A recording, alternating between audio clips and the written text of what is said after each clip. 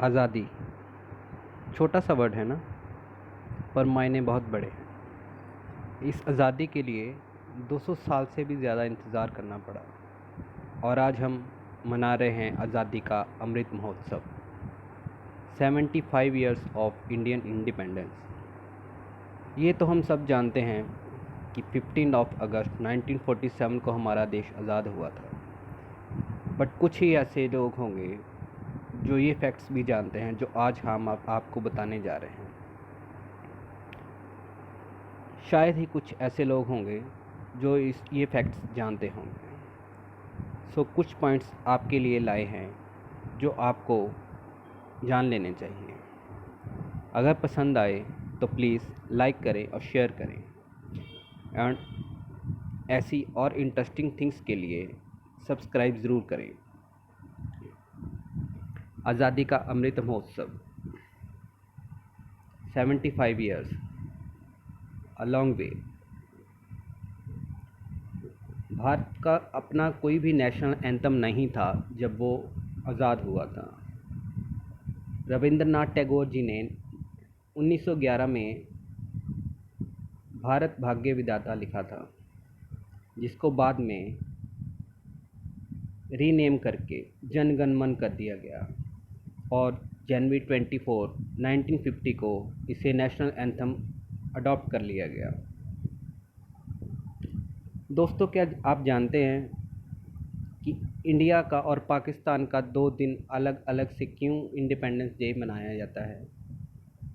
इसका रीज़न उस टाइम के गवर्नर जनरल लॉर्ड माउंटबेटन का बहुत बड़ा हाथ है, क्योंकि वो चाहते थे कि वो पाकिस्तान और हिंदुस्तान दोनों का इंडिपेंडेंस डे देख सकें।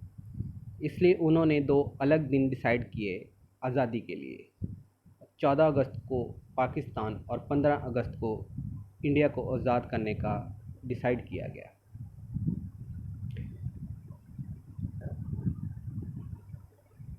गोवा इंडिया का हिस्सा नहीं था जब देश आज़ाद हुआ है। इसे पुर्तगाली स्टेट के अंडर डिसाइड किया गया था, लेकिन 1961 में इंडियन फोर्सेस ने इसे पुर्तगाल से आज़ाद करवा के इंडिया में इंक्लूड कर लिया गया। साथ ही जब देश आज़ाद हुआ था तो इसका लास्ट जो स्टेट इंडिया में डिसाइड किया गया था, इंक्लूड किया गया था, वो हैदराबाद था। क्या आप जानते हैं सिक्किम भारत का हिस्सा 1975 में बना। इससे पहले ये भारत का एक संरक्षक राज्य था, मीन्स भारत का इसको संरक्षण प्राप्त था। दोस्तों, महात्मा गांधी जी हमारी आज़ादी के लिए बहुत महत्वपूर्ण उनका एक योगदान है। लेकिन क्या आप जानते हैं जब देश आज़ाद हो गया तो महात्मा गांधी चाहते थे कि कांग्रेस पार्टी को भंग कर दिया जाए। वो इसलिए क्योंकि उनका ये मानना था कि कांग्रेस पार्टी का गठन देश को आज़ाद करवाने के लिए किया गया और देश आज़ाद होने के बाद इसका कुछ भी अस्तित्व रहता नहीं है। इसका उन्होंने एक ड्राफ्ट भी तैयार किया था, लेकिन जिस दिन इन्होंने ड्राफ्ट पेश करना था उसी दिन इनकी डेथ हो गई। साथ ही में 19 क्या आप जानते हैं हिंदी भाषा हमारे देश की राष्ट्रीय भाषा पहले नहीं थी,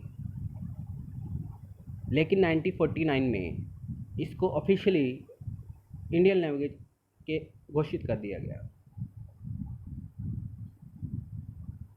पाकिस्तान और हिंदुस्तान का बंटवारा 14 अगस्त को हुआ था, जिस दिन 14 अगस्त को पाकिस्तान को आज़ादी मिली थी।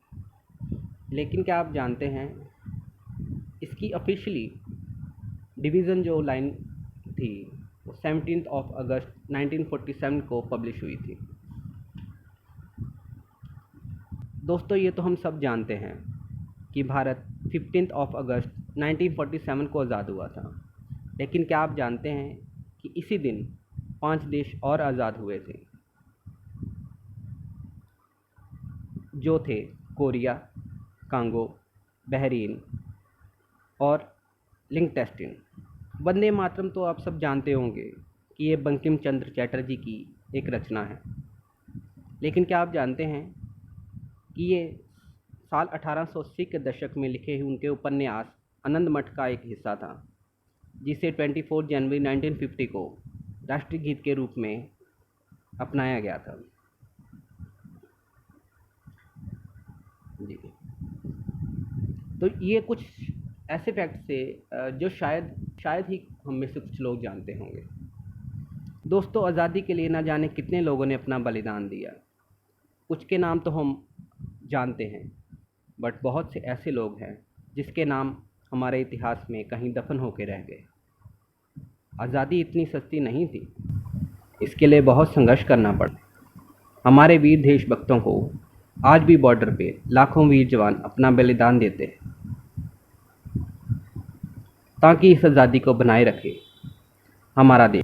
दोस्तों, इस आज़ादी के अमृत महोत्सव पे आओ हम सब मिलके इनको नमन करते हैं।